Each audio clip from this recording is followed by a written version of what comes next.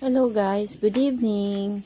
So guys, ngayon po guys nanganak yung aming native pig. Kaya ayan po, nagiging ano kami ngayon, midwife. So ayan po si husband ko. Yan. So bali meron siya guys na 8 anak. Ayan. So pinapadede namin yung yung mga babies. Ang cute nila guys. Ayan, oh.